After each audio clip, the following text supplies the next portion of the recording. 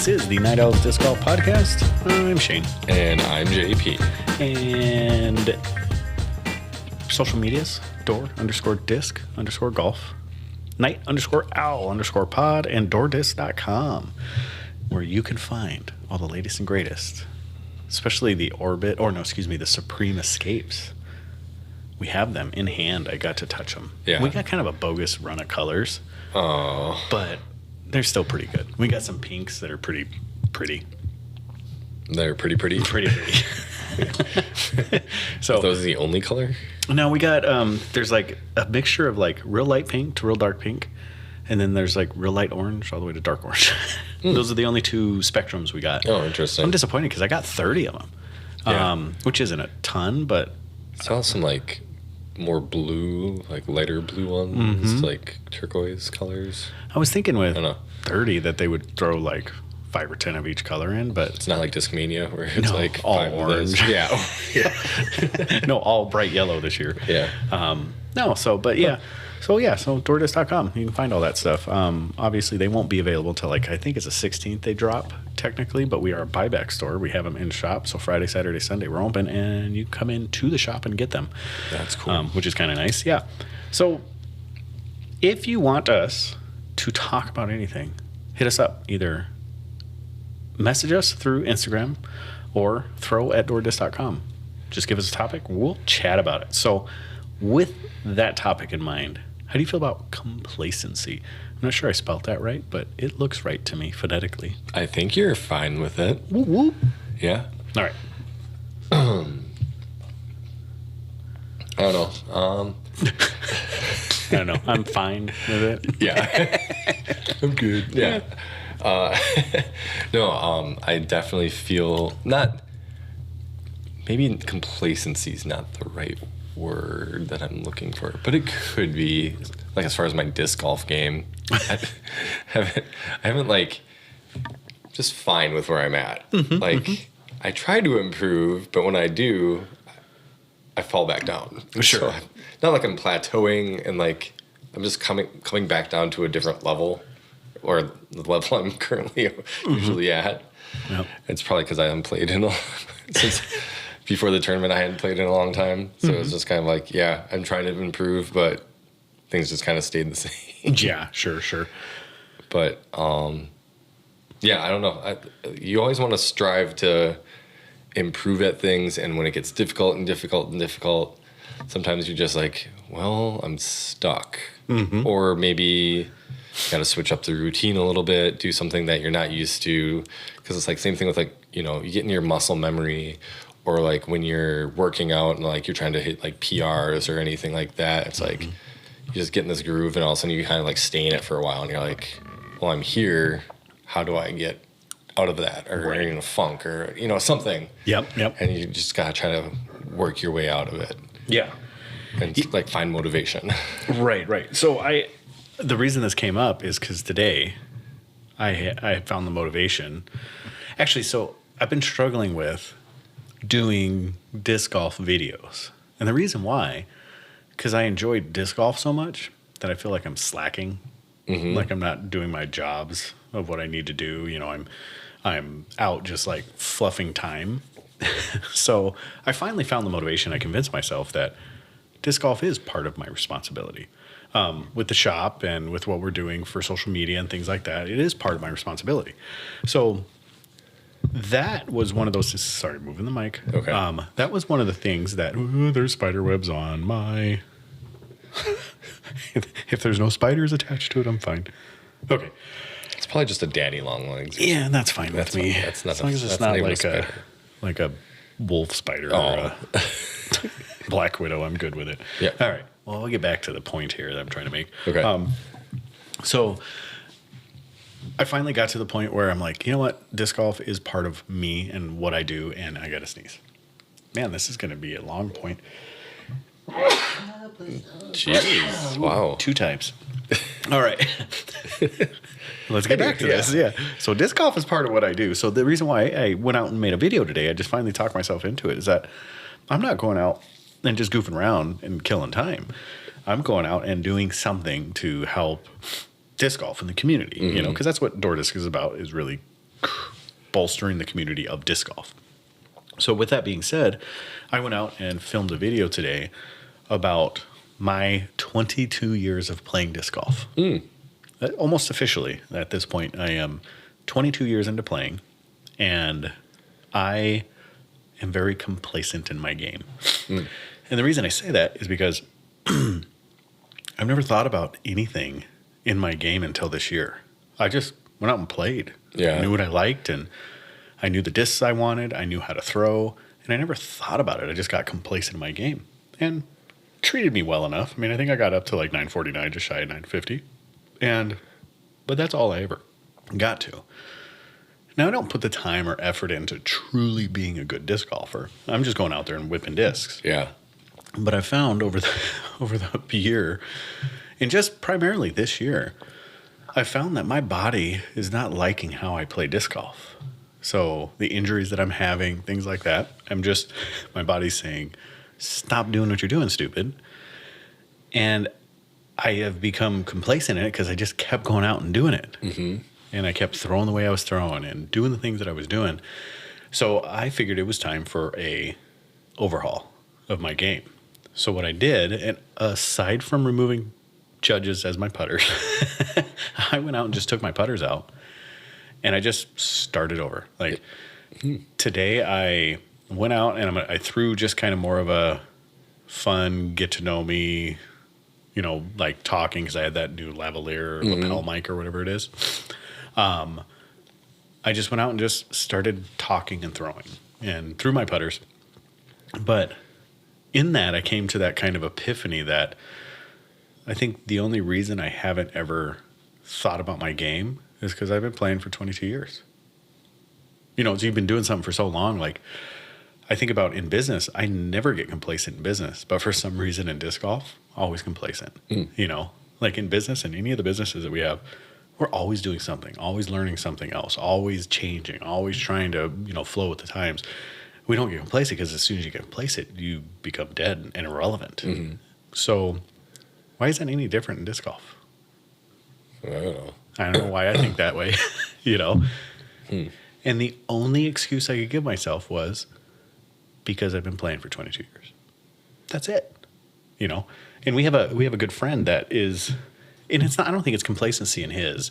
I think it's just he enjoys playing and he doesn't want to take the time to restructure because he just wants to get out and throw with buddies. Right. He's not worried about being competitive. No. He just wants to throw. Yeah. And that's why he doesn't change, and I don't think that's a complacency. I think that's just comfortability. Well, I guess maybe that is complacency, but not in the negative aspect. Sure. Because he doesn't have any aspirations of winning tours, winning, events. I think he played one tournament in the last, I don't know, however many years, and he hated it. Yeah, exactly. Because he didn't like the competitive atmosphere. Right. Well, I think I don't think he liked, not that he didn't like who he played with, but he didn't get a choice of like who he played with. Right. Yeah. And I thought not like a flex start where you go with your buddies and you just like play. Yeah, just do whatever you want to do. It's just like you're playing a casual round. As long as you stay within the rules, you're fine. Right. Yeah. So that's the thing that I will be sending on to Ben or doing it myself, either way. But I'll be putting that together. It was on my phone and it turned out pretty well. It was darn windy today though. Yeah. It was windy today. I mean, so windy that I think the camera got blown over a couple times. Oh, wow. I was there once for it and I actually caught it. The other time, straight on the ground. I was like, oh. But it was just my phone, so it's not that big of a deal. So, but with all that said, I guess be careful of complacency because you can get 22 years into something and realize that you're doing things just because, It's like the old guys, like, hey, why are you doing this? Well, it's the way we've always done it. Mm-hmm. Not a great attitude to have. No. No.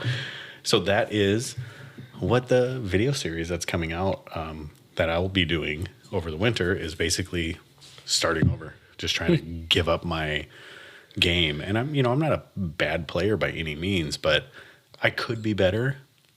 And with the screaming that my body is doing right now, saying, stop doing this, I need to change something if I want to keep playing for years more. So there you go. With that being said, what'd you buy? thrower, hanger, or a flipper?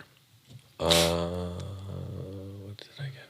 Oh, I spent some of my in-store credit and got a pastry dyes pastry dyes dyed MVP Terra. Mm-hmm. Mm-hmm. So that's pretty cool. That'll probably be a thrower. I like that disc. It feels good. Yeah, yeah. The stuff that Dylan did for us is phenomenal. Like every one of them is just beautiful. And I like the one that you picked. And then there's the other one that's kind of segmented. It's like the same spiral, but it's segmented. What did Caden called it? Like chainsaw, I forgot what he called it. Something like that, like buzzsaw. Yeah, kind of that. It's really pattern. cool, yeah. Especially with I was spinning the stuff on my finger. Yeah, and spinning on my finger. I was like, dude, this is awesome. It just smells good too. It does. Just because of the lotion dye. Yeah, he must do something. Like he must use some really good smelling lotion because I enjoyed it. Yeah, I was like, I remember when they came into the shop, I was just like, went up to him like, why do these discs smell? Like I didn't know what it was at first. I was like, it smells good. Like I've had it in the car for a couple of days, and I'll just like lift it up and be like, oh yeah. See, remember we were talking about the smell to equate that question that was sent in to us? Oh yeah, that's what. There it is. It's Dylan's pastry dyes, and when you smell it, yeah, it's too bad you can't get like blueberry pie or like cinnamon roll or some kind of like pastry dyes like. Well, maybe for Christmas we'll do a gift card to like Bath and Body Works so we can get different types of lotion. Ooh, that's smart. That's a good idea. Ooh, of course it came out of my mouth. I mean, I never say stupid stuff. Oh, and what else did I get? I bought 2 of the Trash Panda inner cores. Mm-hmm. So those, I don't know if I'll throw those or not. But I just look at them because I'm like, this is cool. Yeah. So I didn't know if I was going to be able to get any or not. So Ben picked me up one. So thanks, Ben. But no thanks. Oh. Because I was able to get on, and I was able to get 5 of them. Yeah, that was the limit, on the website. So 5. I bought all 5 of them, and then I wouldn't have got on or anything because I was fine just having one because I just wanted one to throw up on a wall because I figured that's going to be a pretty cool thing in the future. Yeah. Especially with what, he's doing. But Joe wanted one. Joe Paulson wanted one. So I just went ahead and picked it up, and I was like, you know what? I'll just get all 5, and then I'll have a couple extra. Right. So then I let Ben know today, like, hey, if you can sell it to someone else, go ahead and sell it to someone else. But if not, I'll still live up to my end. I'll buy it from you. And he was like, no, I'll go ahead and flip it. No big deal. So I was like, sweet, sounds good. So I felt kind of bad saying it, but then in the same regard, I was like, yeah, he will be able to flip it. Like, because I don't even know if they sold out or didn't sell out. But that's a good question. I know there was something like 5,000 orders. Holy cow! I know. I already got my tracking number. I did too. Did you? Okay. Yeah. I think ordered it Monday. Is that what day it came out? Yeah, I don't. Yeah, it was. It was like at 1:00 on Monday or something like that. I got my. And then I think I got my shipping number today. Yeah, I got mine too. I was like super quick. I was like on the ball because I didn't want to miss it because I promised Joe I'd get it. Mm-hmm. And I was like checked out, and it even went to like the waiting for your turn in line. And then, I mean, it was real quick though, like super quick. Right. It worked out really well. I mean, like Jesse at Trash Panda probably had a pretty darn big influx of people trying to buy that thing. I would think so. I'm assuming so. It was with 5,000 orders. I'm sure of it. Yeah. And his website didn't crash. No. Like Discmania's. Like all the other big boys crashed. He uses Shopify. Yeah. Shopify's great, man. Yeah. Like we use it in the shop and we don't have any issues at all with it. So I did as well. I bought those 5. And then outside of that, I didn't really buy anything else. I was really tempted to buy a Trust because it's very similar to an eMac. Yeah. Is what it seems. Yeah, that's what it seems like. And I was thinking about buying one of those, but I decided not to. So, I guess I didn't really buy it yet, but I grabbed a Supreme a Supreme Escape so I could go out and throw it. Sure. But I haven't technically, I guess, bought it yet. Oh, okay. But it's on the plan. They just weren't in the computer system yet. Cool. I just grabbed it and went to go play. So, here's a preview for the show. So we got the New World, Championships. Yeah. Right. And then we got the DGPT Silver Series or Silver events. Yep. The Tour Card qualification methods actually is being announced for the 23-24. And then DGPT awards, we'll go over those from last year and this year, what's already happened, and see if we agree with them or see if there was someone that was more deserving. And then they haven't announced the player of the year, so we'll have a discussion about that. Well, I was going to say, it's probably just the top points earner, right? I think so. Yeah. I think so. I don't know if we can make big stretches on this one. No. But we'll have that discussion. Yep. And then we'll talk about the PDGA and the changing of the divisions. I didn't put that on yours. Right. I forgot. Yeah. And the changing, not the changing. It's not a real big change, but just more for clarification. Yeah. And it's just more naming, but we'll get into that. And then player speculations. We'll go over contracts. And sure enough, what we speculated about last week came true. So yeah, better or worse, it is happening, and I'm excited to see what it's going to do. So we will get into the random question and then some shop updates. So here we go. Let's get into the New World Championships. So if I recall rightly, and we discussed this briefly before we got on here, this is where Nate Sexton skipped out of a hole in a hay bale. Yeah. It was inside the circle, elevated basket. He threw his Firebird forehand, got pretty close, almost aced it if I remember rightly, and then skipped out of right between two hay bales. And he was pretty adamant about how horrible of a design that was, and that he wanted the TD there to solve the issue before he left. And he stood on that hole until he got a tournament director or a official there to make the determination. And so that's the thing. I'm not calling out Nate Sexton in, but I'm kind of calling out Nate Sexton at the same time. It's something that the course is kind of like, when you think about that course, it's like that's one of the things that is definitely brought up. Well, and that's one of the last notable events that have happened there. You know, there's been some other events like College Disc Golf Nationals happen there, things like that. But and speaking of College Disc Golf Nationals, I don't know if I've ever said this, but we actually sponsor the UW-Madison team, UWM team. We talked about it, but I don't think we talked about it on the podcast. No. Yeah. So go out and give them a Disc Golf Badgers. Give them a like on Instagram. They have qualified officially for the championship, nationals. So they'll be there. So they do some spotlights, and they kind of let everybody know their players, and they're kind of fun, slapsticky. There's always these little inside jokes that are going on in them. Yeah. So check them out and keep watching them, because college disc golf is kind of one of those little sleeper wings of disc golf that are just super entertaining. And the structure is unlike any other thing that we see in disc golf. Yeah. It is very unique to college, and that's it. I've never seen it anywhere else. Not that I know of. So as we get closer to that and we get a little more into the championships, we will start talking about that. Yeah. So I'm excited to see New World back on it, and it is a packed field, and this is the second Silver Series silver event. Wraparound event. Yeah. Yep. So it's the part of the 22-23 season. Yep. Right. No. Yeah. 22-23 right. season. So this is the second event of the 22-23 season. And you got Paul Macbeth. I mean, well, it's kind of in his backyard now because he lives in Jacksonville. Right, because he lives down there. Yeah. Well, I don't know if it's officially his permanent home there, or if that's just his summer home or winter home. Yeah. I'm not positive either, but I know that he was talking about moving that way. Well, that was part of him and Brody's big breakup. Remember? Yeah. That's what Brody said. So. Yeah. Paul's the highest rated, and then it's Anthony Barella, Isaac Robinson, Ezra, Garrett Gerthy. Brody's going to be there. Gavin Rathbun, Conor O'Reilly, Andrew Fish, Luke Sampson, and then Johnny McRae. That's kind of almost almost his backyard. Yeah. Terry Roethlisberger. So those are kind of the top tier guys there. Then you get into some of the lower ranked. Not lower ranked, but just lower ratings and local guys and stuff like that. Right. And I'm MP or FPO.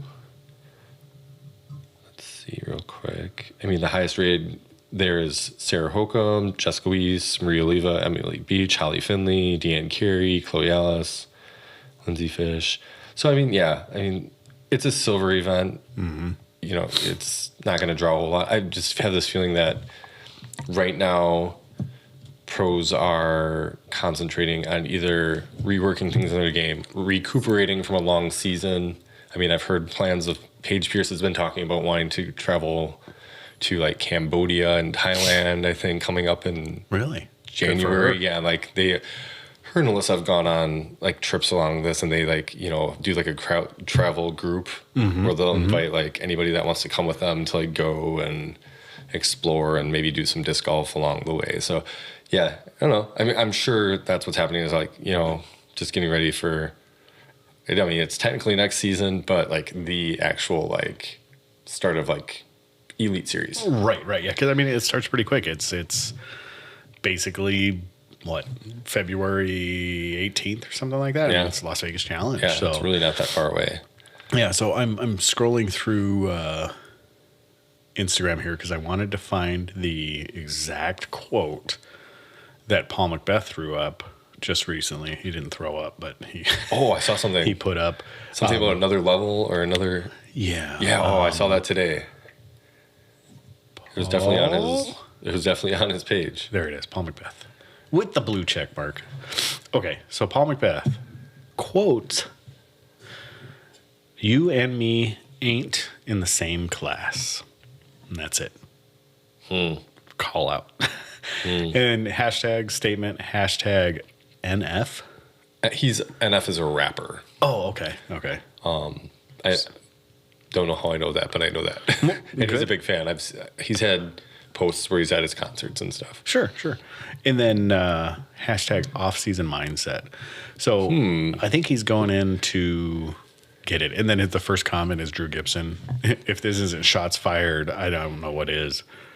I know it's not aimed at me. I'm still in disc golf kindergarten. And then Big Germ, dude, I get it. I graduated in 2004. Leave me alone. And I was like, oh, I feel old. Right? Yeah. So, all right. So I'm excited to see the competition. And my speculation for that is it will be a shootout between Burr and Macbeth. Because Burr's there, right? No, I don't think Ken. Oh, he's not. Okay, then it won't be. It'll be a shootout between Macbeth. Yeah. Brody's there. I don't. I mean, he did win the Halloween Classic. Oh yeah, in Vegas. Yeah. But it was him and Jackie Chan. There was really no other. I mean, no, it was a B tier. No, it got knocked down to a C tier. It was a C tier. I mean, I don't know if there's any really notable pros there other than him and Jackie Chan. I mean, it sounded like it was more of like a fun tournament than anything else. Yeah. Yeah. I'm going to try to go next year. I really want to go next year. And so, yeah, I maybe. I mean, I would like to see it. Like, I want to see that rivalry there because it's there. Yeah. But I want to see Brody catch up to the play in the rivalry. Yeah. Because if he comes up to Paul's level, I think that's going to make some fantastic storylines in disc golf because him and Ricky are too civil with one another. Yeah. And Brody can't keep his mouth shut. So it'll be fantastic once we get to that point. If it happens, there's a lot of things for him to work on. A lot, yeah. But hey, he can do it. Yeah. Too early season prediction for next. Doubling down on this. Nothing. No. I'm not betting. I already owe Tyler money for that one. Yeah. Oh, but so it just sounds funny calling it New World Championships. It does. This is the New World Championships. Yeah. But so for those of you who know, the complex is called New World Complex. It's a disc golf complex. Yeah. So. Yeah. But there's speculation that there's a storm bearing down on like Category 1 made landfall up in that area. So yeah, who knows how things are going to turn out for this weekend, but hopefully it happens. Yeah, hopefully. All right, so DGPT Silver Events. So they're not calling them Silver Series anymore. It's just a straight silver event. Yeah. They've come out and kind of talked about the changes that they're making, and they're adding quite a few more silver events. They haven't even decided how many they're going to be yet, but they have already added quite a few more. Yeah, they've been adding here and there. Like I think Wyoming was one. There's a couple other along the way. I mean, and I think they bumped up points a little bit for these events as well. So now they're worth half as much as instead of a quarter. So for every silver event win, you get 50 points. Yeah. So it goes from there. So whoever wins this starts with, it's basically like finishing third. in a pro tournament. So that's not too bad. Yeah, that's not too bad. I mean, yeah. I mean, there's maybe a little more incentive to play, but there's only, I think, what's the deal? Only like 3 of them count if you play them? I didn't get the full details, but I know there is a limit. Yeah, and then same thing, I think, or there's talk. Maybe it was something that was just brought up, like the idea of like having so many pro tour, like Elite Series events, and then like only having so many count towards your points that way as well. Right. I think that was just an idea that was brought up somewhere. Yeah. But and then there's even Elite Plus. Yes. This year, which is interesting. Yeah, I found that fascinating as well. I'm gonna try to get back. I forgot what the events were. I know there's at least 2. Mm-hmm. Mm-hmm. They're not majors. They're Elite Plus. Yes. I'm trying to get back to the qualifications because they talk about that in the qualifications. So we'll kind of skip a little bit to the tour card qualifications since we're talking about it. Is that the tour card qualifications are going to be points based. So in 2022-23, players can earn a 2023 tour card based on their 2022 season points total. So eligibility is the top 80 MPO players and the top 40 FPO players. So the exemptions will be granted based on DGPT points and PDGA rating as well. So players that are able to apply for the 2023 exemption status, already starting, there is an application that they have to fill out, but they will be considered only if it's related to injury or international participation. Oh. So folks that are overseas or anything like that, or maybe they were injured. Yeah. That's the only way. So someone like, per se, we're going to talk about it pretty soon, but like Nikko. Yeah.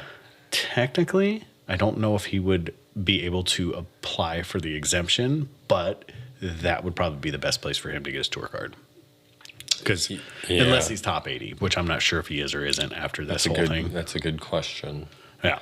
But because I think before the Pro Tour Championship, he was in like 30-something place. And then they had replaced him, and I forgot who got in. But I think he was... Those were Germ got in or something like that. Yeah, something like that. Yeah.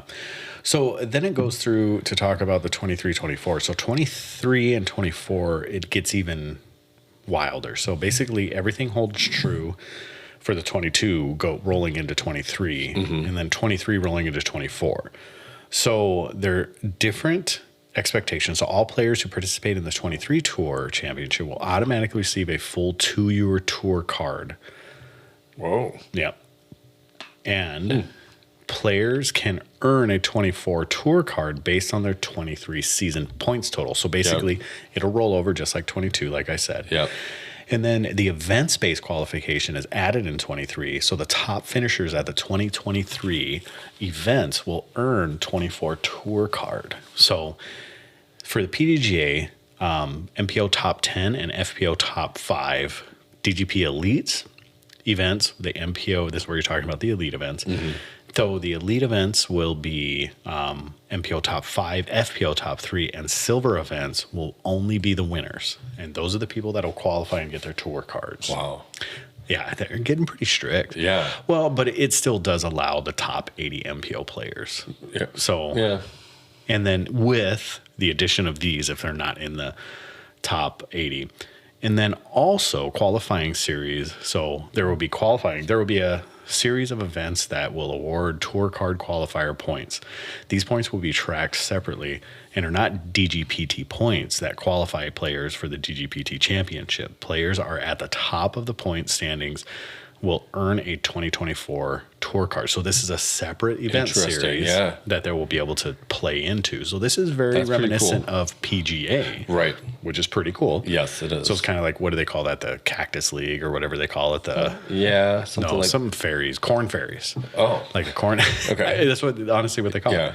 It's like a corn fairy league or whatever. I was thinking of like the Nike tour, like whatever those other tours are for that. Yeah, might be different. Those two. But I know that there's like a corn fairy league that does that. Sure.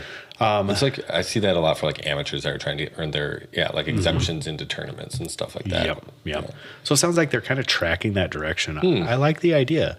So it says the top 6 MPO players and the top 3 FPO players qualify in these tours. So these qualifying series. Yeah. Players qualify for the tour standings at the end of the year and will earn a 2024 tour card. So through the series, they can earn this as long as they finish top 6 or top 3 MPO, FPO respectively. Winners of the qualifying events will earn a partial tour card for the 2024 season. 6 events only. Do they get to choose the 6 events? Yeah, right. So that's a question. Like what are they gonna do? Like front load it and be like, okay, you're done at this stop, and then I don't know. Yeah, but they keep adding quite a few more. So right now, I think they're up to the original, 13 events, and they're adding an additional 6 this year, I think. Wow. So that's crazy, the tours that they're going, plus the Silver Series, plus the Elite Plus, or whatever they call it. Yeah, that's wild. It's nuts. So there's a lot. Holy cow. And then the exceptions for the 2024 also will be granted based on DGP points and same considerations, injury or international participation. So I'm excited to see what this is going to turn out to be.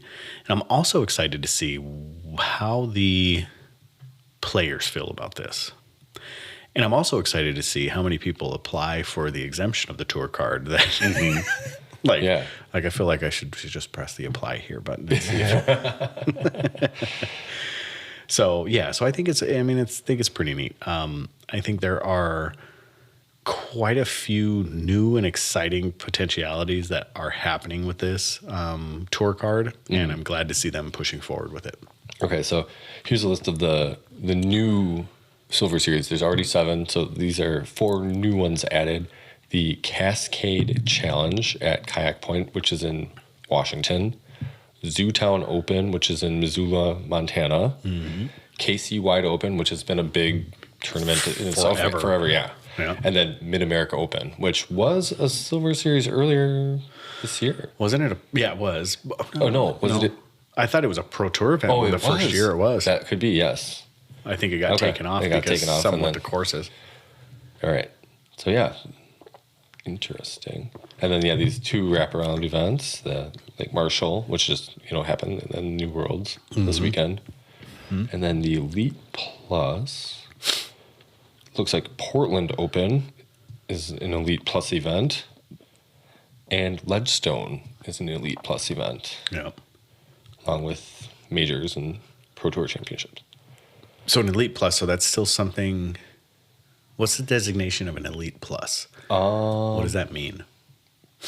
I don't know. So is it a tour stop or is it just an Elite Plus? So that means the PDGA is still holding that one. I don't know. That's interesting because it's Ledgestone Open and Portland, which are tour stops. Like they've been the past, And they still have them listed as a tour stop. It's on the DGPT Tour. Yeah. Yeah. I don't know if isn't an extra points thing or I don't know. That's weird. I'm wondering what designates an Elite Plus. We'll have to look that up. You'll have to look it up. Yeah. So I'm excited to see what this season's going to hold. And I think these wins and the places that you finish are going to mean that much more because of this, because you are going to have a tour card to play. You can't just show up and sign up. Yeah. And I think we're seeing that in the registration. So we're in the woes of signing up for the very first Pro Tour event, which is the Las Vegas Challenge. And I don't know if you looked at the registration. So no, I haven't. There's no secret. We've played it many years in a row, Jordan and I.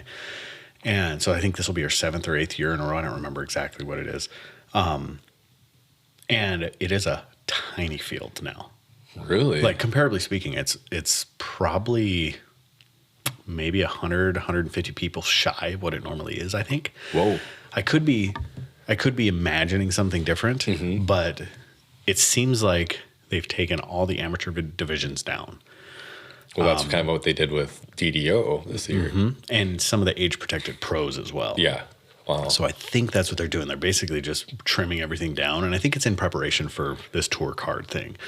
I also speculate because over the last, since we've been playing, you hear that they're trying to split having an AM weekend and a pro weekend. Okay. And the disc golf con is the weekend right before that, or the week right before that. So it doesn't fall into the practice week of Las Vegas Challenge, but it falls the week right before that. And then at the end of that, there's another unsanctioned tournament that happens at LVC. Okay. That's Saturday and Sunday. So I'm wondering if they're trying to kind of push everything that direction. Maybe. We'll see. We'll see. I think they're going to try to go to an AM weekend, pro weekend. Okay. But nevertheless, it falls in line with the Disc Golf Pro Tour is trying to do. Yeah. So, DGPT Awards and All-Star. So let's look at what they have announced already and have a discussion. To tell you the truth, I don't have, I don't know anything about the rookies of the year because there's Isaac Robinson and Emily Beach. I don't have anything bad to say about that. I think they're both good. You saw Emily Beach up on the top of the leaderboard quite often this year as a person that basically just came onto the scene. And Isaac Robinson, for some reason, I feel like he's been around for a couple of years, but maybe I'm wrong. Ezra, his brother, has been around for a while too. Like they both. Are they really brothers? Oh, I didn't know that. Yeah. Okay. Yeah.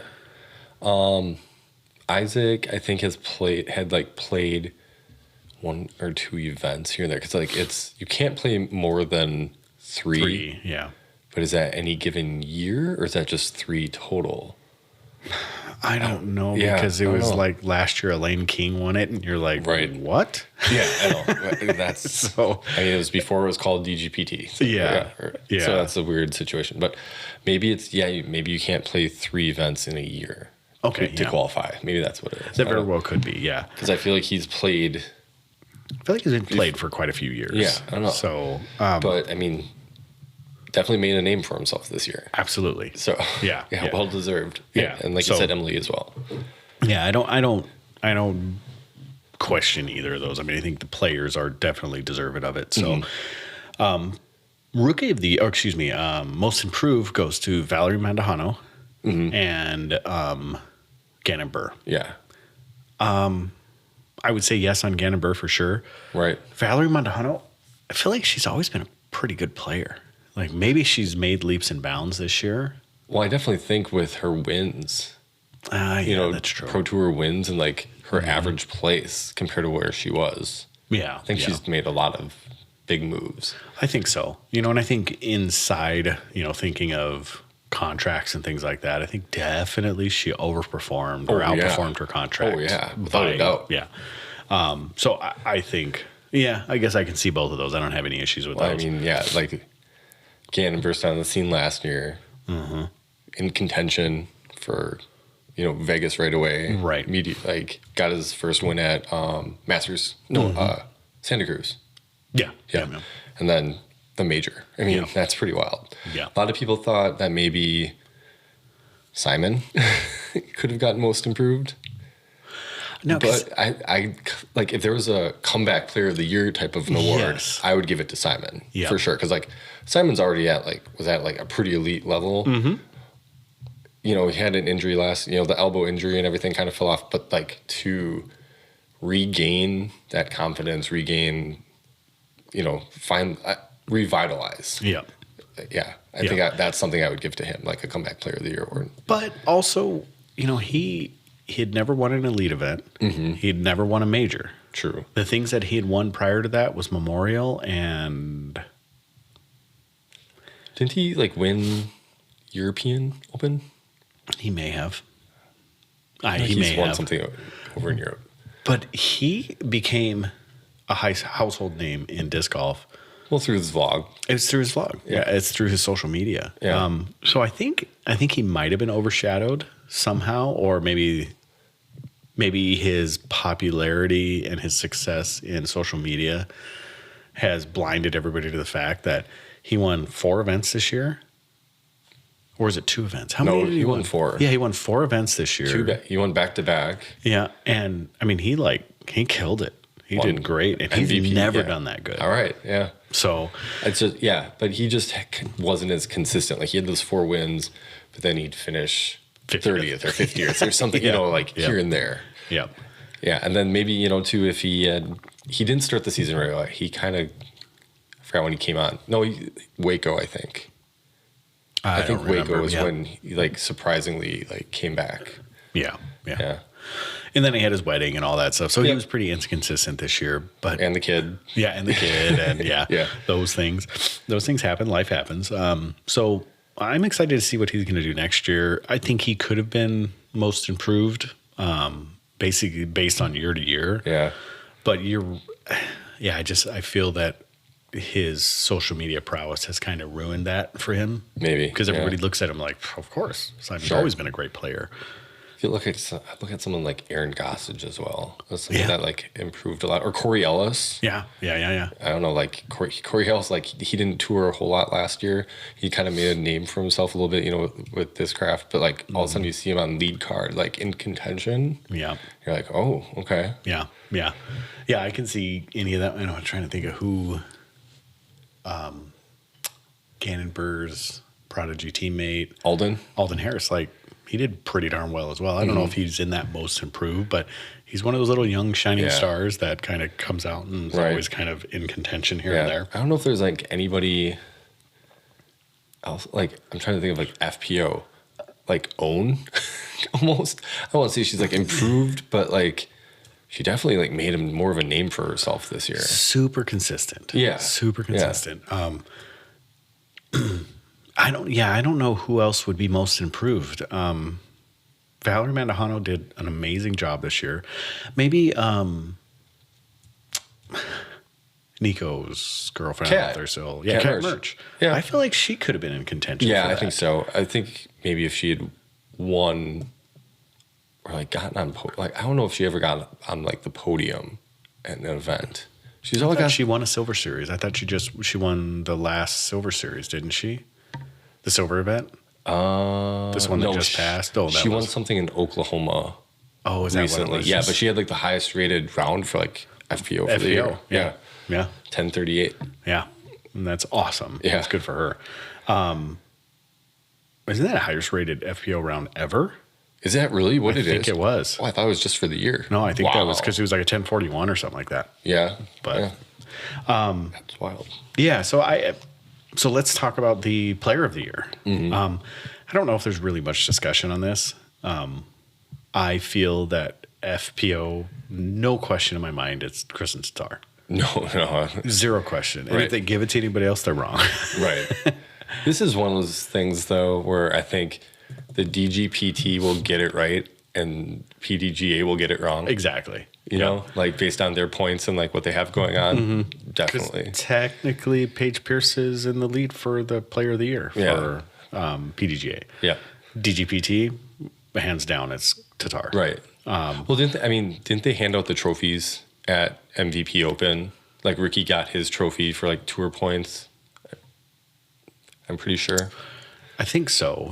But that was a points leader. That wasn't MVP, I guess, though. Yeah, but basically the same person. Yeah, I would think should so. be. Yeah. And then it would be Ricky. I don't know if there's any question in my mind as far as a pro tour with Paul. Paul would be the only one that I would think. I mean, Simon might squeak into that conversation, but I think it's Paul and Ricky. Yeah. And on the pro tour, Ricky beats him out, especially with the last win. Yeah. I don't see how he can not beat him out. And I think even on the PDGA side as well, I don't know if it's a soft argument for Paul. I know, but it's those major, the major points. Yeah. They're going to do it for him. Yeah. And I think it'll probably be that way. It'll probably just flipped, so there it is. So that's what we think for the DGPT. And then they announced the All-Star cards. Yeah.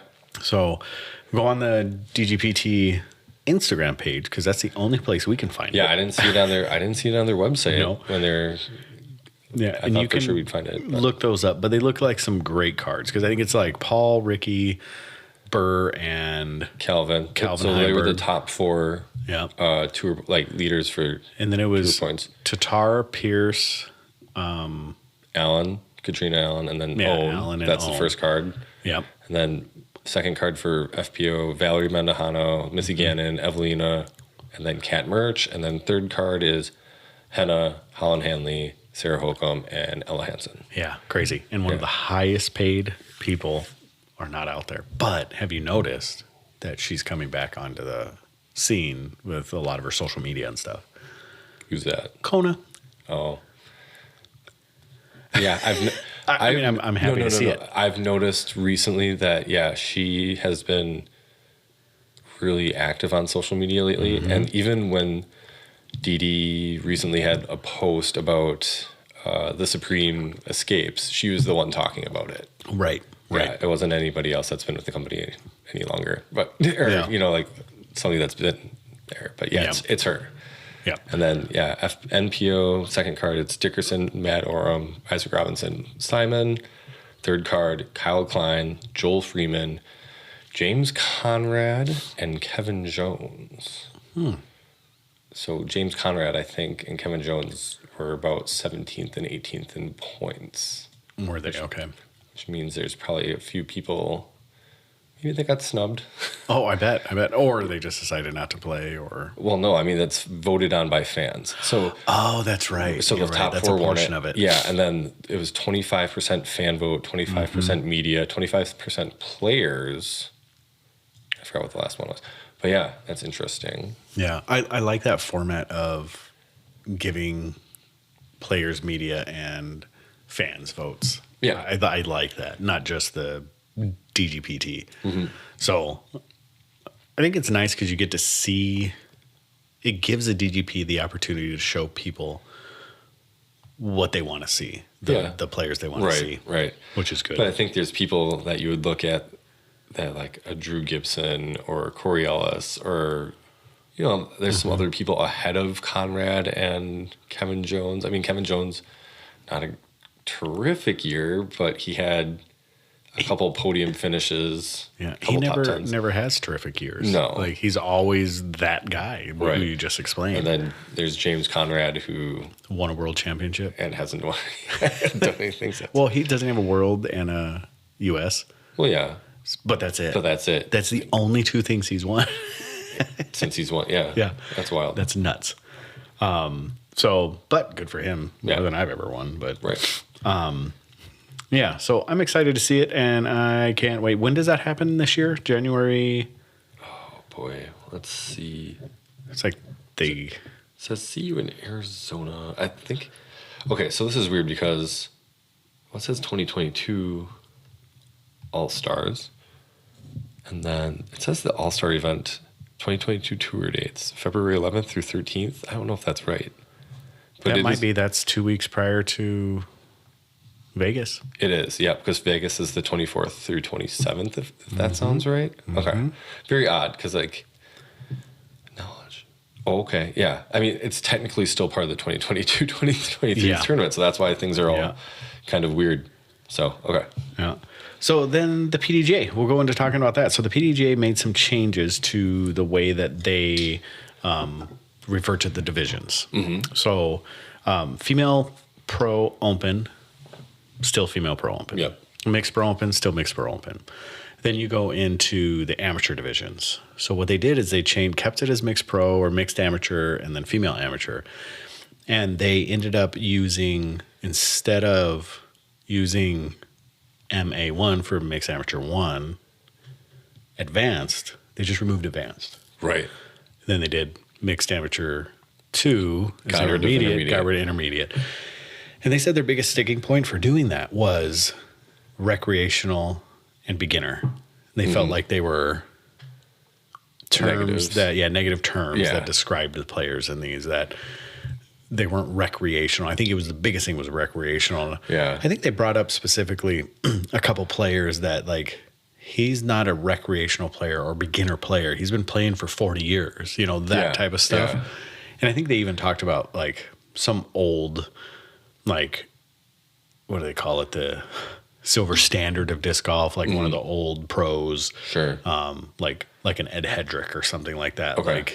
He's in MA4. He's not a beginner. Right, but his rating dictates that he plays exactly. Down there. Yeah. So to label that, so they're basically removing the labels. Right. So from now on, it's just going to be female amateur whatever. And then it'll be mixed, amateur, whatever. Yeah. And that's it. So they're just making distinctions on those.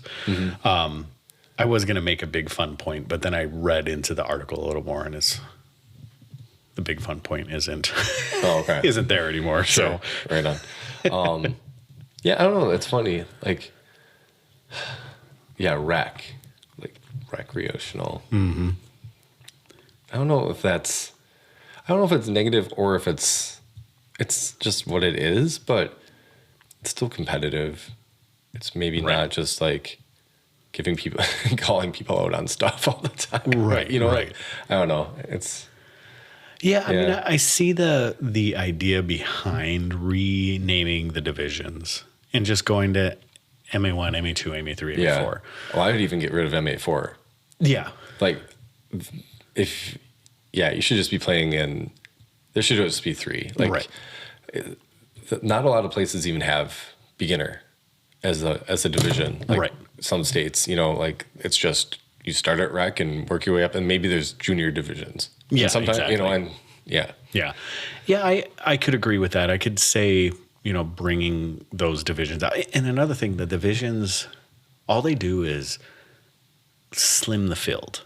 So then divisions are smaller, less player cash payouts, things like that. And I get that there are people that have to start somewhere, but I think breaking it down into the 4 divisions, why, you know? Yeah. So, because you have like, so it's intermediate, so advanced, intermediate, recreational, novice. Yeah. Is Novice or beginner. Yeah. Novice or beginner. Yeah. So I don't know, like now it's just 1, 2, 3, and 4. Yeah. But I mean, what's the difference between a rec player and a novice player? There really isn't any. Nothing. No. Nothing. I guess I get that. I mean, there's a ratings difference. Oh, sure. So maybe that recreational player compared to a novice player, that's the very first event they've ever played. Yeah. But it's also confusing because you would almost put recreational below novice. If you I could see that. Because it seems like that's a little more like recreational is like, hey, we've never played this. We just do it recreationally. Yeah. Let's join a tournament. And then you go into novice. Well, like, I really want to start doing this. Yeah. I've been playing a little longer, and then it goes up from there. So I've always questioned that because like, from the beginning. Even when I started, or like people always question like, oh, I've never done a tournament before. What should I play at? Everybody's like, go play rec. Yeah. Like that's just what they say. It's like, go play rec, you'll get your rating, and then you can figure it out from there. Exactly. Yeah. And if you need to go up or down, you can go up or down. Yeah. But yeah, I think always starting at rec or MA3 is probably the best. But 1, 2, and 3 and FA 1, 2, and 3. Maybe there's a bigger difference. I don't play in the female division, so maybe there's a bigger difference in the 4 divisions there. Maybe they need a 4th division, but I don't know. You know, I think in the men, I think you're completely appropriately right. Just starting at those 3, and that's where everybody starts is in that 3rd division, and then go up from there once you get a rating. But nevertheless, those are divisions that are done, and now they're just trying to get rid of those labels of recreational, novice, and advanced. And, you know, for advanced and intermediate, I don't see any issues with it. Yeah. Because advanced is basically that next step to pro. So you are an advanced player. You're just not accepting cash yet, or you may not be at the pro level yet. Yeah. I don't know. So I think it's even funny that they carry those into the age protected. Semi-pro. Yeah, exactly. That'd be great if they did that. Well, they're going to kind of have that Corn Ferry League now. So might be possible. Right. So that's the changes they made in that. So I was gonna make some fun comments over a little thread we've been going back and forth on Instagram. I'll say it. And there's one individual that has called us out for gaslighting, and I'm glad he did. I don't have any hard feelings towards him. I just don't quite understand where it was coming from.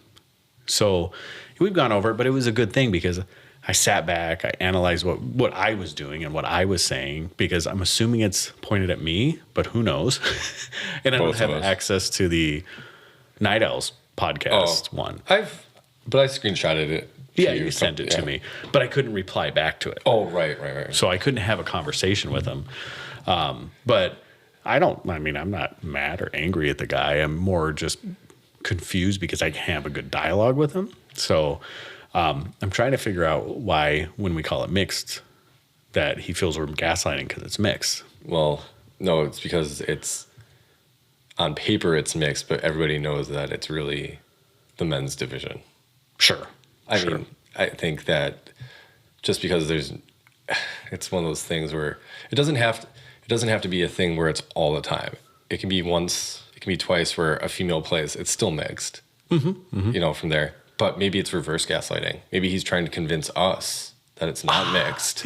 And he's trying to convince us that it's really just the men's. Oh, that's tricky. That's tricky thinking right there. Because it's kind of just like trying to get you to not believe in what you're believing in and like make you question what you're believing in. Well, it's true. It's like, if I read the definition of something, but someone tries to convince me that that's not actually the definition of it, I like that approach. I mean, I'm just going to say it's a difference of opinions. That's that. But you are trying to do the exact same thing. You're kind of like. Oh yeah, no. I mean, like I legit think that it's supposed to be mixed. Right. Well, but, and there are precedents. And we'll get called out on this again. Well, we will, and that's fine. I don't mind having good discussion if it stays civil. And there's no name calling, and it has been. Yeah. We haven't. I mean, I actually enjoy this a little bit. I wish I kind of had control of the Instagram because I would love to have a conversation with them. But there has been precedent set for the mixed in USDGC. Now there's throw pink, and there's also women's USDGC. Yeah. So there's no need for it anymore. But Paige Pierce has competed, Elaine King has competed. So females have competed in the mixed division at USDGC. So, yeah, it's on paper. And for all intents purposes, it's mixed. It's not male. But we are all used to playing just with males. And that's fine. True. And I'm not trying to make a point that, because I think it might have been misconstrued that I was trying to make a point that transgender athletes should play in mixed. That was not what I was saying. I was saying that the PDGA just needs to make a decision. Yeah. And if they push transgender into the M category, which is mixed, there's no issue with that. There's no more discussion. If they keep it in transgender and FPO, there's no problem with that either. They just need to make a decision. That's it. So why does transgender keep coming up? I don't know. It's whatever. It's not an issue. Like, it's just, anyways. So it's one of those things like Morgan Freeman had famous, I don't know if it's famously said, but the only way to get rid of racism is to stop talking about it. Right. I heard him say that once. It's kind of like, if you don't want to talk about the transgender thing, just stop don't talk about it. Yeah. I don't know. It's fun to talk about, though. Yeah. I love conflict. Like, it's one of my favorite things in the world because it helps me. It helps me become better. Well, I think that, you know what? If there was no conflict, we'd probably be complacent where we are. Right. See? Thank you. JP, I like you. I like you. No, like, I love conflict. I think conflict is one of the best things in the world as long as you can understand how to take conflict. If you take conflict and shut down and say that guy's an idiot, which we could easily do, and right or wrong, probably wrong in this case, it would serve no purpose whatsoever. But a little bit of discourse and conflict is a good thing because I can self-reflect and say, maybe I was being a D, a disc. Yeah, a disc, yeah. Yeah, maybe I was being a disc. And I need to reanalyze the way I approach things. Or I can look at it and say, maybe you're being a D, a disc, and I just need to do better at communicating with you, right? Sure. So there you go. So I love it. Keep it coming if you want to. I'm sure. Yeah. Yeah, if you want to, but I'm not calling you out. I don't want you. I'm not putting your name out there. I'm not doing anything like that. So I enjoy it. And if you have more civil discourse, bring it on. We love it. So Speaking of conflict. Yeah, what's the conflict? Oh, nothing. We can talk about Nikko. Oh, yeah. Good. I love the transition. Yeah. So, I mean, not that there's a conflict with it, but he's had conflict. He's had conflict. When you think of Nikko, there is conflict in the recent future, in the recent past. Hopefully not in the recent future. No. So Nikko LaCastro signs a multi-year deal, clothing line, and independent disc line Lone Star Discs picks him up. Yep, that's what we had speculated last week, like you said. Right. Yeah, so I don't have feelings one way or the other. It's kind of like the dad situation when like they first start dating or they're friends with a kid that you're just not sure about. You know? Right. That's the way I feel about it. Like I'm super positive. I want to see it work out, but I'm always going to be a little bit apprehensive towards the relationship. Sure. Right? Yeah. I would assume, like, when my daughter starts dating somebody, this is probably how I'm going to feel. Mm-hmm. Like, I'm happy for her because she's, you know, like, starting that next process, like, step in her life. But I'm also, like, cleaning my shotgun. You know? Like, what did you do to my daughter? Exactly. So, you know, not that I think it's going to happen, but I'll be ready if it does. Yeah. You know? Right. By the way, I will never shoot anybody. This is just for funsies. So now that I got that out of the way.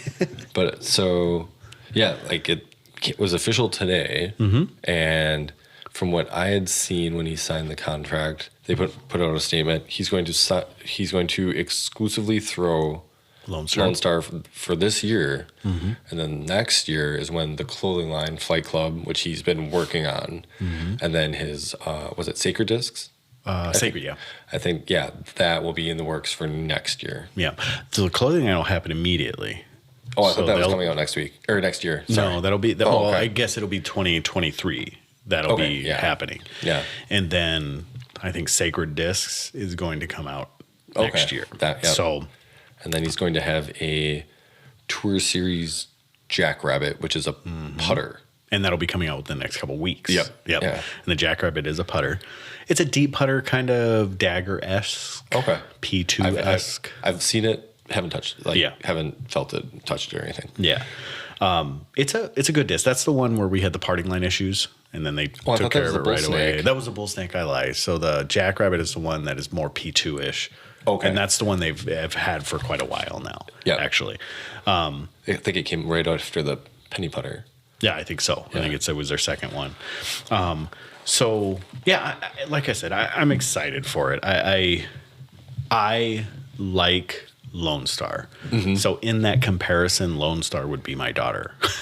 You know, like I really like Lone Star. I like what they're doing. I like what they stand for. They meet all of my little checkpoints, right? Check marks that I want to see in a disc golf manufacturer. Now, Nikko, like I said, we only have good things to say about him in our personal interactions. Yeah. A funny incident and a very positive incident. And I think between those two things, I think him going to Lone Star, hopefully he has the support that he needs in order to be successful there. And I hope he can change his approach in order to be successful there. Yeah.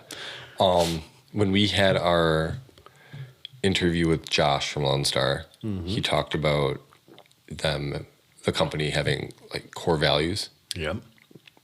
I'm kind of curious where Nikko falls on that, you know, what they stand for and if he's playing nice. I think so. I think Nikko is truly trying the best he can. Yeah. So I think at this point, yes, I think he does. I think he falls in line with their core values. Sure. But I see Nikko as being one of those people that fall in line with the core values until this is going to be a stupid statement. A very obvious statement. Like, I think he's going to fall in line with the core values until he doesn't, if that makes any sense. Yeah.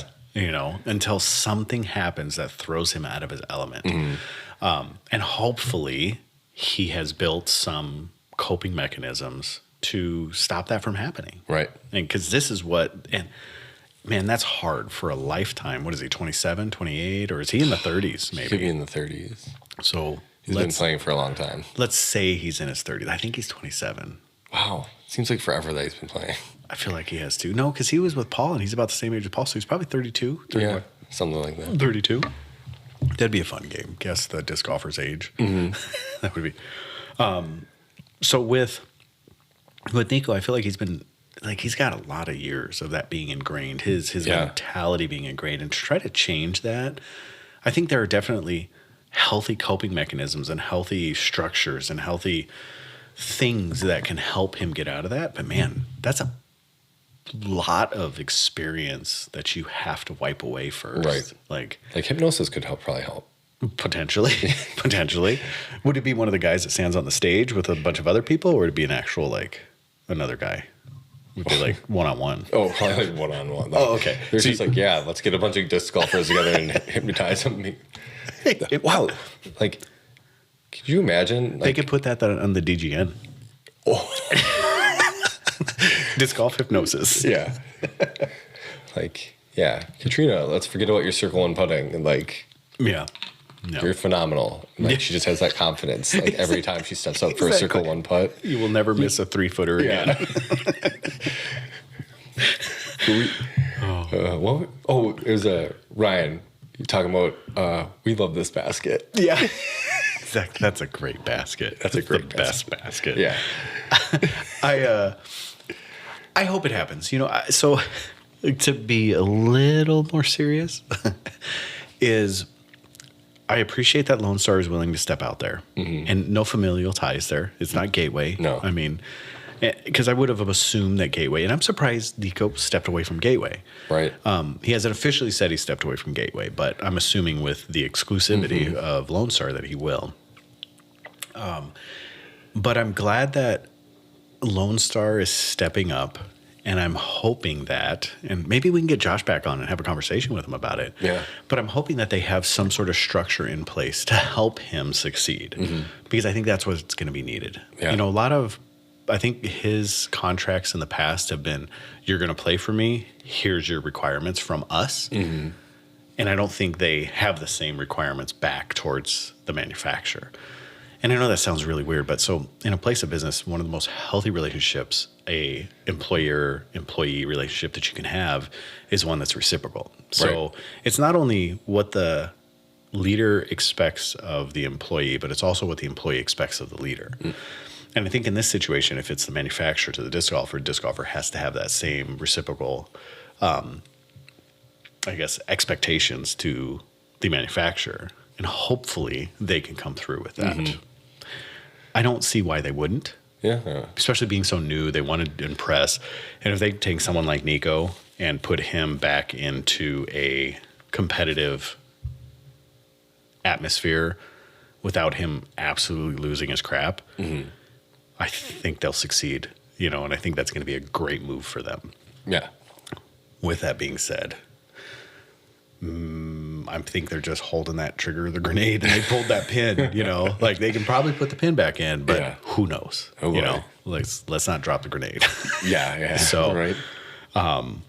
But I'm excited for it. That's all I got to say It's about like one it of anymore. those situations where Nico's got the pin, but their hands are, you know, like duct taped around the grenade. It's like, oh, I threw the pin. Like, we'll see. Yeah. It's like, Nikko, can you go find that? Yeah, I'll look. Where's my money? Yeah, exactly. As soon as I get my disc line, you can get your pin back.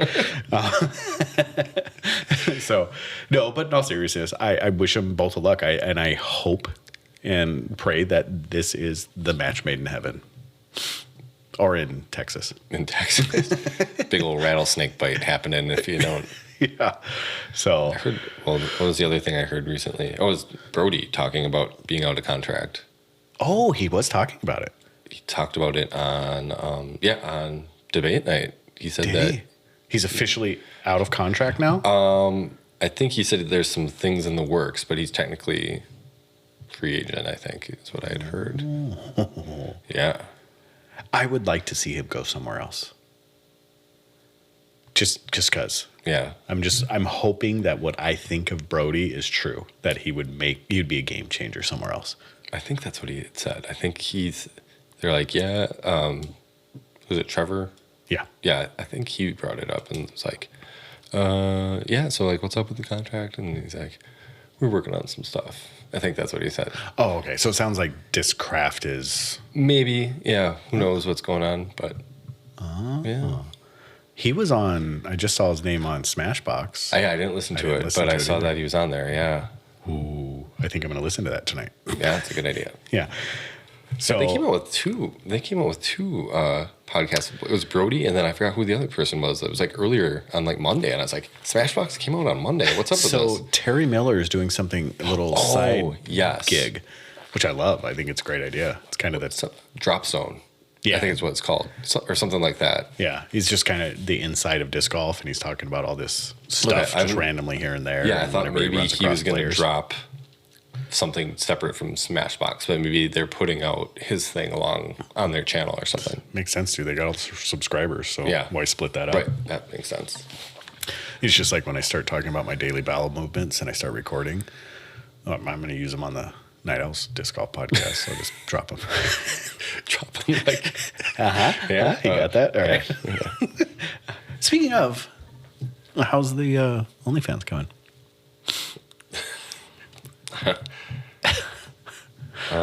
Slow. Slow, man. Yeah. Pick up your game. You're running out of time, man. We're almost to a year. We are. Got like a month and a half. I know. That's what's crazy. I know.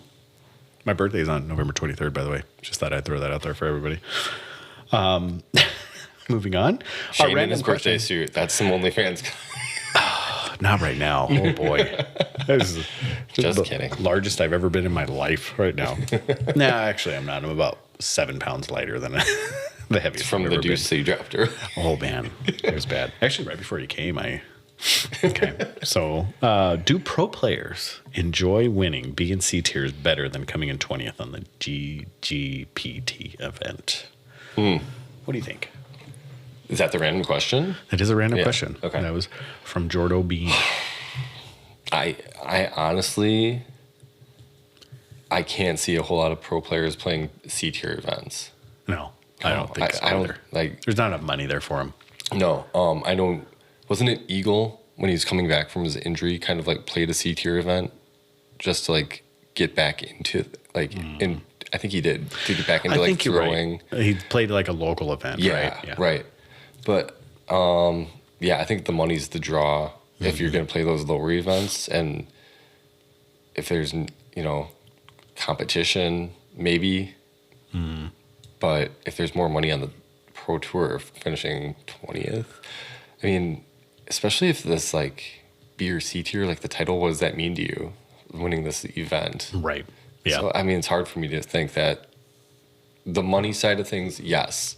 I think if the money's comparable to that place, 20th place or whatever, it might be better, and it's cheaper to get into the B and C tiers than playing at a pro tour event. So that's you can come out ahead a little easier there. Yeah. But I don't know. I think playing up to that competition on the pro tour, that says a lot more than beating these local area people. Yeah, I think probably you're right there. But I think I wrote down 2 tiers. So I think I'm oversimplifying it. There's probably like 5 or 6 tiers of pro players. But for the most part, I think there's two tiers of pro players. There's the tier that they don't care about winning the event because they make enough money as it is through their sponsorships and endorsements. Sure.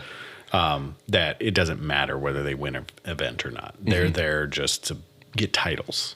Right. But if you're like somebody way down on the list that needs to grind out to be on the road, and you're like, okay, I'm free this weekend, I can go play a B or a C tier. Exactly. Yeah. Then it's cool. Yeah. And that's the way I look at it with that second tier. That's those grinders, those people that are like, I need gas money, so here's a C tier. Yeah. I think that's basically the difference. So I would think those top players, maybe they have their favorite ones they like going to play. Right. That they'll enjoy it a lot. They're going to win no matter what. They're just there to play. Like Kilovisky used to come to Rolling Ridge. I don't know if he still does or not. Oh, no, he was there. He was at Silver Creek see, there you go. this year. Yeah. So I know like there's some of those bigger ones that they just love playing certain courses. So they'll go and they enjoy it. And I think you get into that maybe outside the top 25, maybe even higher than that, maybe outside of the top 15. Right. That these are people that they're going to need to win events in order to get that money. And if a 15th place at a pro tour doesn't make as much as a win at a local B tier or C tier, I'd probably say they'd go and win those local B tiers or C tiers. What year was it when the Wisconsin Tours like finale happened at the Orchards? 2018, 17 or 18. Okay, one of those two. Holly Finley qualified for the finale. Yes, and I was like, oh wow, she's gonna like it'd be she signed up and everything. Yeah, she did. Yeah, and then she went to another tournament because she could make more. Could make more money. Yep, and it was on a golf course, and she doesn't typically like playing on golf courses. She likes playing wood courses better. But yeah, it's just like, oh, that's awesome. Like if she would have been there, but then it's like, whatever. Yeah. Speaking of, I got to get back to Mike about Mike. If you hear this, I'm sorry if I haven't gotten back to you. I've been pretty busy. I got to get back to Mike because we're thinking about potentially asking to do the Pro Tour. I mean the Wisconsin Tour finale again. Oh, cool. But with that being said, who knows? And I got to get back to Mike about that. So, I think, so that's what I think. I think, yes, there are certain players, but I think the top tier pros, no. Yeah. I think they want to compete in the bigger events because I don't think the B and C tiers mean anything to them unless it's something special, But I think that's kind of how like Chris Dickerson was making his rounds for a while. Mm-hmm. Yeah, he was basically playing local stuff, staying in a certain section. And I think a lot of people used to do that. And I think it's honestly fairly recent that players don't play the B and C tiers. Mm-hmm. I think that's a pretty recent thing, like within the last 3 to 4 years. Yeah, I can see that. Yeah. Probably pre-2020. Mm-hmm. I think before that, they were playing C tiers all over the place. Yeah. I mean, you think about when the Disc Golf Pro Tour started up and they didn't use Jomez, and Jomez went and covered these C's and B tiers, and the pros followed Jomez because they didn't follow the Disc Golf Network. Right. They didn't want to do it. How close that history is, like how recent that was. And now the pinnacle of disc golf is the Disc Golf Network. Yeah. Nuts. So kind of cool. All right, shop updates. Here we go. So the Hot Step is up and running. I've already said that. Supreme Escapes are in, and they feel amazing.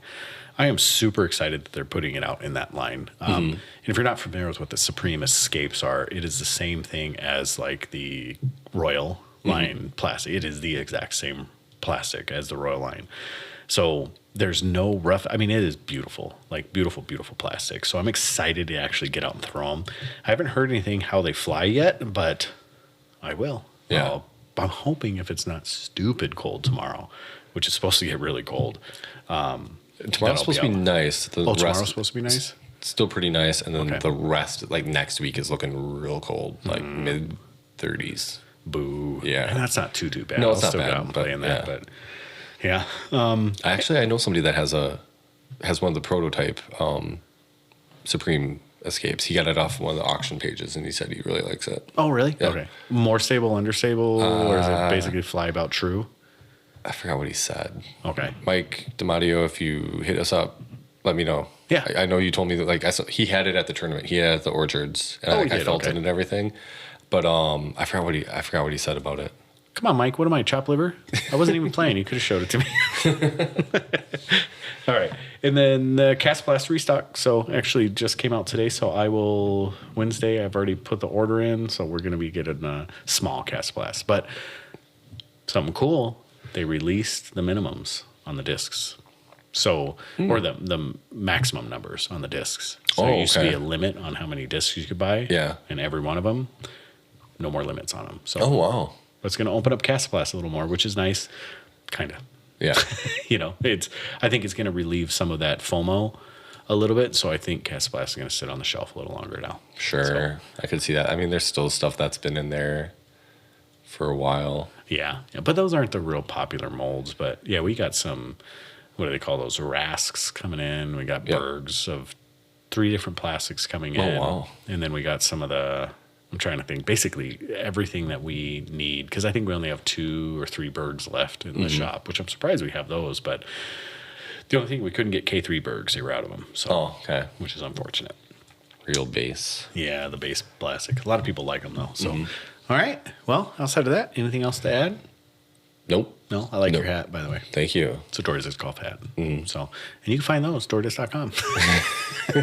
And we have beanies. We just got the beanies in. Oh, cool. The new beanies for this year. And I got a couple of them that were pretty cool, where they have the floofy part that goes around your head. what do they call that? The fold. Yeah. Okay. The fold is a different color than the cap Oh, itself. nice. So it's pretty neat. And it's gray and black, I think. So, I don't know. Should it be awkward moments right now? Awkward. Just silence. see how long people pay attention. Yeah. And then like 15 seconds later, it would just be like, peace. Exactly. Peace. It's like the bonus, like, you know, you wait for the credits to roll and like there's the mid-credit scene and then all of a sudden you like wait a little longer and it's like there's the end credit scene. Yes, that's a good. Or if you are like old like us, you can remember on albums when they used to have the secret songs. Yeah. Or the secret tracks. Yeah. There's a 9 Inch Nails album that I have. I forgot, Broken. It was one of their EPs. 99 tracks. Yeah. But like from track 7 or because it was short. Yeah. All the way to it was silence. Yeah. So it was like 90 some seconds of silence and then all of a sudden track 99 hits. It's like industrial music, you know, like hitting real hard. Yeah. Yeah, there's a lot of them. Like I know Green Day Dookie had one. Yeah. And it was right in the center too. It just went right. And then Korn's Follow the Leader was almost in the center as well. So at like, it was like track 6 or 7, it would just go silent all of a sudden. Uh-huh. And then it would just, you're like, man, what's up? And you would always skip. Yeah. Then finally one day I was just like doing something else in my room and I'm like, I've never heard this before. And then they had 2 on that one. And at the end of it, they did the Fred Durst and, what's his name? Why can't I remember the lead singer of Korn's Jonathan, name? I can't think of his last name. Yeah, but then they did their little thing where they kind of went really weird. Yeah. Where they kind of went back and forth with them. But yeah, there's a lot of that. So maybe we'll try to do that for the next episode. So if there's dead silence and you think we're not here, maybe you will get a surprise. Peace.